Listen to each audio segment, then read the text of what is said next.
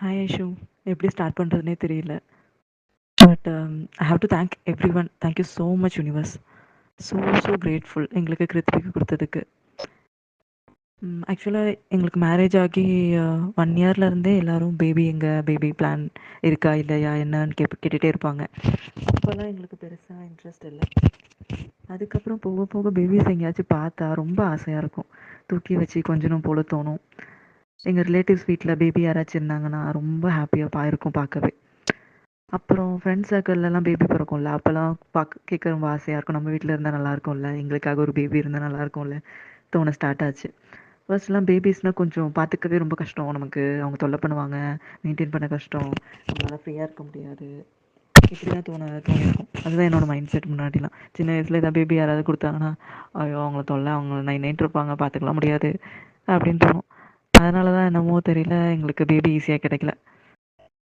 பேபியோட ஒர்த் என்ன அப்படின்னு சொல்லி வெயிட் பண்ணி கொடுத்துருக்காங்க கடவுளை. ஒரு 1.5 இயர்ஸ் இருக்கும். அதுக்கப்புறம் தான் நாங்கள் ஹாஸ்பிட்டல்லாம் போய் செக் பண்ண ஸ்டார்ட் பண்ணோம். ஃபர்ஸ்ட் ஏதாச்சும் ஹெல்த் இஷ்யூ இருக்கா, நாங்கள் நார்மலாக இருக்கோமா இல்லையான்னு சொல்லி செக் பண்ண தான் போனோம். தென் அப்படியே சரி எதுக்கு டைம் வேஸ்ட் பண்ணிக்கிட்டுன்னு சொல்லிட்டு ட்ரீட்மெண்ட்க்கும் ஆரம்பிச்சிடுச்சு. எவ்ரி மந்த் வந்து எப்படி போகும்னா டெஸ்ட் பண்ணுவாங்க, ஸ்கேன் பண்ணுவாங்க, டேப்லெட்ஸ், இன்ஜெக்ஷன்ஸ், அதை செக் பண்ணுறது, அப்படியே ஃபாலிக்கல் ஸ்டடி இந்த மாதிரி ரிப்பீட்டாக போயிட்டே இருக்கும். சம்டைம்ஸ் ரொம்ப கஷ்டமாக இருக்கும். எதுக்கு நம்மளை போட்டு இப்படி நோண்டுறாங்க, ஸ்ட்ரெஸ்ஸாக இருக்கும். நான் கொஞ்சம் வலி தாங்க மாட்டேன் நார்மலாகவே. அப்பப்போ யோசிப்பேன், எதுக்கு நம்ம இவ்வளோ ப்ராசஸ் கோத்ரூ பண்ணுறோம், பேசாமல் அடாப்ட் பண்ணிக்கலாம். நம்மளால வலியெல்லாம் தாங்க முடியாது, பேபி டெலிவரி டைம் அப்போவே வலி தாங்க முடியாது. இந்த இந்த பெயினையுமே ஒவ்வொரு டைமும் ட்ரீட்மெண்ட் பண்ணுறதுமே தாங்க முடியல. என்னடா பண்ணுறது, வேணாம், பரவாயில்ல ஸ்கிப் பண்ணிடலாம், இந்த ப்ராசஸே வேணாம் அப்படின்னு தோணும். அப்போல்லாம் ஹஸ்பண்ட் தான் ரொம்ப சப்போர்ட்டிவாக இருப்பாங்க. நமக்கு என்ன வயசாகுது, இதெல்லாம் ஒரு பிரச்சனையா, நீ உன் மைண்டு தான் வீக்காக இருக்குது, மற்றபடி எல்லாமே ஸ்ட்ராங் தான், உன் பாடியில் ஹெல்த்தாக தான் இருக்குது, நீ உன் மைண்டை மாற்றிக்க நார்மலாகவே, ரொம்ப போட்டு யோசிச்சுட்டே இருக்காத அப்படின்னு சொல்லி சப்போர்ட்டிவாக தான் பேசிக்கிட்டே இருப்பாங்க. அவங்க எப்போவுமே பாசிட்டிவாக தான் இருப்பாங்க. அவங்களுக்கு ரொம்ப நம்பிக்கை இருந்துச்சு, இதெல்லாம் என்ன ஒரு விஷயமே இல்லை அப்படின்னு. அப்பப்போ ட்ரீட்மெண்ட்டை டிஸ்கண்டினியூ பண்ணிடுவோம். எப்படின்னா ஒர்க் ஸ்ட்ரெஸ் இருக்கும், இந்த ஹாஸ்பிட்டல் போய் வெயிட் பண்ணுற டைமு, ஒவ்வொரு வாட்டியும் செக் பண்ணுறது, ஓகே ஆகுமா ஆகாதா அப்படின்னு சொல்லி யோசிச்சுட்டே இருக்கும்போது அது ஸ்ட்ரெஸ்ஸாக இருக்கும். ஸோ நடுவுலேயே அப்பப்போ டிஸ்கண்டினியூ பண்ணிவிடுவோம், இந்த மந்த் வேணாம் அந்த மந்த் வேணாம்னு சொல்லிட்டு. எப்படி நம்ம தள்ளி போடலாம், ஹாஸ்பிட்டல் போகாமல் எப்படி தக்கலாம், அப்படி தான் பார்த்துட்ருக்கோம். இந்த ஸ்ட்ரெஸ்னால் அப்புறம் ஃபுட் ஸ்டைலும், மேபி ஸ்ட்ரெஸ் இருந்தாலும் நம்ம கண்டதை சாப்பிடுவோம்ல, ஃபுட் கிரேவிங்ஸ் இருக்கும். ஸோ அந்த நானும் கொஞ்சம் ஜங்க் ஃபுட்ஸ் அந்த மாதிரி எடுத்துகிட்டு இருப்பேன். அதனால் என்ன தெரியல, பிசிஓடி ப்ராப்ளம் வந்துச்சு, தைராய்டு ப்ராப்ளம் வந்துச்சு. இதெல்லாம் ப்ராப்ளம் கேட்க கேட்க இன்னும் ஸ்ட்ரெஸ் அதிகமாச்சு, ஒன்றுமே குறையலை. ஒரு கட்டத்தில் வந்து ப்ரெக்னென்ட் ஆகிறதே ரொம்ப கஷ்டம், நல்லாவே மைண்டில் தோண ஆரம்பிச்சிருச்சு. அந்த டைமில் தான், அப்போல்லாம் ரொம்ப டவுனாக இருந்தேன். அப்போது தான் ஐஷு ஒரு நாள் சடனாக கால் பண்ணா. ஜஸ்ட்டு நார்மல் கால் தான், ஃப்ரெண்ட்ஸ்குள்ளே பேசிக்கிறது தான், என்ன இருக்கா, எப்படி இருக்கா, எப்படி போகுது லைஃபு, ஒர்க் எப்படி போகுது, அப்போல்லாம் work from home, corona time, இப்போ ஒர்க் ஃப்ரம் ஹோம் எப்படி இருக்குது அப்படின்னு சொல்லி கேட்குறது. அப்போ தான் வந்து இந்த டாபிக் வந்துச்சு. யூஸ்வலாக நான் ரொம்ப ஷை ஃபர்டிலிட்டி ரிலேட்டட் டாபிக்ஸ்லாம் டிஸ்கஸ் பண்ணுறதுக்கு. பட் ஜென்ரலாக ஏதாச்சும் ப்ராப்ளம் இருக்கான்னு கேட்டப்போ எனக்கு டக்குன்னு நான் சொல்லிட்டேன், இந்த மாதிரி தைராய்டு ப்ராப்ளம் இருக்குது, பிசிஓடி ப்ராப்ளம் இருக்குது, இதுலேருந்து எப்படி வரணுன்னே தெரியல ஐஷு. நான் சும்மா பார்த்துருக்கேன், நீ ரைக்கி ஹீலிங்லாம் பண்ணியிருக்கேன், எனக்கு ஃபஸ்ட்டு ரைக்கினா என்னன்னே தெரியாது, இதுலேருந்து ஏதாவது சரி பண்ண முடியுமா அப்படின்ற மாதிரி பேசினேன். அவள் வந்து அதுக்கப்புறம் செப்பரேட்டாக ஒரு கிளாரிட்டி கால் வச்சுக்கலாமா அப்படின்னு சொல்லி டீட்டெயிலாக டிஸ்கஸ் பண்ணுவோம், என்ன மாதிரி சுச்சுவேஷனில் இருக்கா, எப்படி இருக்கா என்வாயன்மெண்ட்டு, இந்த மாதிரி பேச ஆரம்பித்தோம். பட் என்ன சொல்கிறது, அந்த கால் தான் வந்து எனக்கு இப்போ நான் ரொம்ப ரொம்ப ஹாப்பியாக இருக்கிறதுக்கு காரணம். அது மட்டும் கால் பண்ணி எப்படி இருக்கேன்னு கேட்காம நான் எதுவுமே சொல்லாமல் இருந்திருந்தேன்னா மேபி இந்த ஹீலிங்ஸ்லாம் கோத்ரூ போயிருக்க மாட்டேன். That was a miraculous day. Happy and positive mind செட்டோட நான் என்னென்ன பண்ணலாம், என்னென்ன பண்ணால் பேபி ஃபார்ம் ஆக சான்ஸ் இருக்குது, அந்த மாதிரி ஃபாலோ பண்ண ஸ்டார்ட் பண்ணேன். எக்ஸாம்பிள் டயட்னா பெருசாக ஒன்றும் இல்லை. சுகர், மைதா, மில்க், ஆயில் ஐட்டம்ஸ் இந்த மாதிரி அவாய்ட் பண்ண ஆரம்பிச்சுட்டு, ஃப்ரூட்ஸ், வெஜிடபிள்ஸ், அப்புறம் இதெல்லாம் நிறையா எடுத்துகிட்டு ரைஸ் கம்மியாக அந்த மாதிரி சாப்பிட ஆரம்பித்தேன். அதுக்கப்புறம் லோயர் அப்டமன் எக்ஸசைஸ், யோகாஸ் அந்த மாதிரி ஃபாலோ பண்ணோம். பட்டர்ஃப்ளை எக்ஸசைஸ், சூரிய நமஸ்காரம் இந்த மாதிரி. அப்புறம் ஹாஸ்பிட்டல் ட்ரீட்மெண்ட்டும் கண்டினியூஸாக ஸ்டார்ட் பண்ண ஆரம்பித்தேன். ரெகுலராக போக ஆரம்பித்தேன். இந்த டைம் வந்து ரொம்ப நம்பிக்கையோடு பண்ண ஆரம்பித்தேன். ஏன்னா எனக்கு நான் தான் என்னோடய பெர்ஸ்பெக்டிவே மாறிடுச்சு. அப்புறம் டாக்டரும் வந்து ஐயுஐ பண்ணலாம் இந்த டைம், இந்த மந்த் அப்படின்னு சொன்னாங்க. சரி ஓகே அப்படின்னு சொல்லி பண்ண ஆரம்பித்தோம். சொல்லும்போது நாங்கள் ஃபஸ்ட் டைம் பண்ணுறது கொஞ்சம் சக்ஸஸ் ரேட் கம்மி தான், ஃபஸ்ட் டைம்லேயே இதுவாகிறது.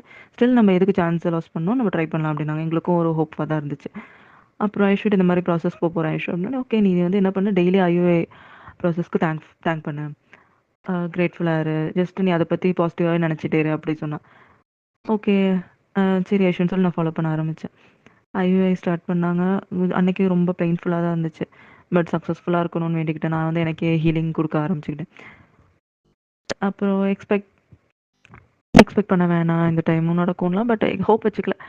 நம்ம பாசிட்டிவா திங்க் பண்ணுவோம். நடக்கிறது நடக்கட்டும்னு விட்டாச்சு. தென் வந்து ஒரு 20 டேஸ்க்கு அப்புறம் டாக்டர் வர சொன்னாங்க. ப்ராசஸ் முடிஞ்சு ட்ரீட்மெண்ட் முடிஞ்சதுக்கப்புறம். அன்னைக்கு போனோம். அப்புறம் டெஸ்ட் பண்ண சொன்னாங்க. டெஸ்ட் எடுத்துட்டு ரொம்ப நர்வஸா இருந்தோம். தென் ஒரு 4 இயர்ஸ் ஆச்சு. தென் ஒரு 21 டேஸ் ரேக்கி செஷன் அட்டென்ட் பண்ணேன். ஒவ்வொரு நாளும் புதுசா இருந்துச்சு. யூசுவலா நான் கொஞ்சம் நெகட்டிவா தான் திங்க் பண்ணுவேன். நமக்கு அது நடக்காது, கிடைக்காது அப்படிதான். பட் இந்த செஷன்ஸ்லாம் ஒவ்வொன்னும் என்ன மாத்துச்சு. நிறைய கத்துக்கிட்டேன். கிராட்டிட்யூட் ரைட்டிங், அஃபர்மேஷன்ஸ் எல்லாம் ரொம்ப பவர்ஃபுல்லா இருந்துச்சு. விஷுவலைசேஷன், ஹோபோனோபோனோ, ஓம் ஹீலிங், சக்ரா ஹீலிங் இந்த மாதிரி ஒவ்வொரு டெக்னிக்ஸும் ரொம்ப யூஸ்ஃபுல்லா இருந்துச்சு. எப்படி பாசிட்டிவா நம்ம திங்க் பண்றது, ஒருவேளை நெகட்டிவ் தாட்ஸ் வந்தாலும் அதை எப்படி ஓவர் கம் பண்றது, நம்மளோட ட்ரிகர்ஸ் என்ன, அதை எப்படி பெர்மனெண்ட்டாக ரிலீஸ் பண்ணுறது, இந்த மாதிரி அதெல்லாம் கற்றுக்கிட்டேன். அப்புறம் சின்ன சின்ன விஷயத்த நம்ம எப்படி பாராட்டலாம், எப்படி நம்ம கோயில் போனால் வேண்டிக்கலாம், இதெல்லாம் ரொம்ப சிம்பிளான விஷயம். ஆனால் நம்ம ஃபாலோ பண்ணுறது ரொம்ப நல்லா இருந்துச்சு. நம்ம எவ்வளோ ஆல்ரெடி கிஃப்டடாக இருக்கோம், நல்ல health, family, life style, work இந்த மாதிரி ஒவ்வொரு விஷயத்துக்கும் ரொம்ப தேங்க்ஃபுல்லாக இருக்கேன். சிம்பிளாக சொல்லணும்னா I started to love my self and my surrounding. நம்ம எப்படி வெயிட் பண்ணணும், எப்படி க நம்பணும், இந்த மாதிரி கூட கற்றுக்கிட்டேன். I just surrendered my self and simply followed the process. அடிக்கடி நான் சொல்லிப்பேன், எனக்கு இந்த யூனிவர்ஸ் ரைட் டைமில் எனக்கு தேவையான விஷயம். எக்ஸாம்பிள், இந்த இடத்துல எனக்கு பேபி தேவைப்பட்டாங்க. எனக்கு எப்போ கரெக்டாக கொடுக்கணும்னு நினைக்கிறாங்களோ அது கண்டிப்பாக கிடைக்கும். அதுக்காக நான் காத்துட்ருக்கணும். அது ஒன்று தான் தோணிகிட்டே இருந்துச்சு. மினி ட்ரெயின்ஸ் இட் பர்ஸ்னு சொல்லுவாங்க. அந்த லைன் எனக்கு ரொம்ப பிடிக்கும். ஏன்னா ஒர்க்கும் நான் சேஞ்ச் பண்ணேன்னு, எனக்கு பேபியும் ஃபார்ம் ஆகுறாங்க. இந்த மாதிரி நமக்குள்ள எதுவாக இருந்தாலும் அக்செப்ட் பண்ணணும்னு தான் சொல்லிக்கிட்டே இருந்தேன். இருந்தாலும் ஒரு சின்ன ஆசை தான், பாசிட்டிவ் ஆகிடாதா, டபுள் லைன் இருக்காதா அப்படின்ற மாதிரி. அப்புறம் கொஞ்ச நேரத்துலேயே லேபில் 5 மினிட்ஸ் வெயிட் பண்ணுங்கள், ரிப்போர்ட் வாங்கிட்டு போங்க அப்படின்னாங்க. ஓகேன்னு வெயிட் பண்ணி ரிப்போர்ட் கேட்டேன், என்ன அப்படின்னா பாசிட்டிவ் தான் அப்படின்னாங்க. அப்பாடா அப்படின்ற மாதிரி ஒரு பெரிய சந்தோஷம். இவ்வளோ நாள் ஆசை. அந்த டைம் நான் ரொம்ப ரொம்ப ரொம்ப ஹாப்பியாக இருந்தேன். யூனிவர்ஸ்லேயே நான் தான் ஹாப்பியஸ்ட் பர்சன். எப்படி தேங்க் பண்ணுறதுனே தெரியல அப்படின்ற மைண்ட் ஃபுல்லாக எனக்கு ரொம்ப தேங்க்யூன்னு சொல்லிகிட்டே இருந்தேன்.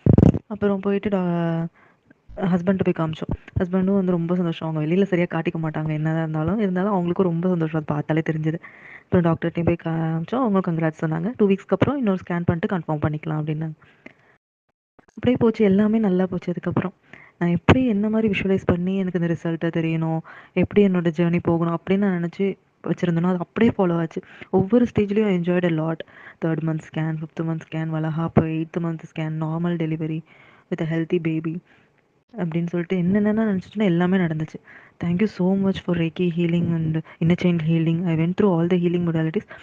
Thank you so much. இப்போ எங்கள் குட்டி பையன் எனக்கு 8 மந்த்ஸ் ஆச்சு. இப்போ அவன் வந்து தானாகவே உட்கார ஆரம்பிச்சிட்டான். Thank you so much universe. ஒன்று என்ன கற்றுக்கிட்டேன்னா, நம்மளோட மைண்டுக்கு ரொம்ப ரொம்ப பவர் இருக்குது. நமக்கு என்ன வேணுமோ அது உண்மையாக யாருக்கும் ஹார்ம் பண்ணாமல் கிடைக்கணும் அப்படின்னு நினச்சா இந்த யூனிவர்ஸ் வந்து கண்டிப்பாக அதை நடத்தி கொடுக்கும். அது எனக்கு நல்லா புரிஞ்சிருச்சு, நம்பிக்கை வந்துருச்சு. பட் நம்ம we should have some patience and faith. So please believe in yourself and universe. கண்டிப்பாக இந்த ப்ராசஸை ட்ரஸ்ட் பண்ணுங்கள். Be happy, be crazy, love yourself. கில்ட்லாம் எடுத்துக்காதீங்க எந்த ஒரு விஷயத்துலையும். அக்செப்ட் பண்ணிக்கோங்க. உங்களை நீங்களே எப்படி இருக்கீங்களோ அந்த மாதிரி அக்செப்ட் பண்ணுங்கள். ரைட் டைமில் உங்களுக்கு என்ன வேணுமோ அது கண்டிப்பாக கிடைக்கும். நம்பிக்கையோடு இருங்க. வாழ்க்கை ரொம்ப அழகாகும். Thank you so much.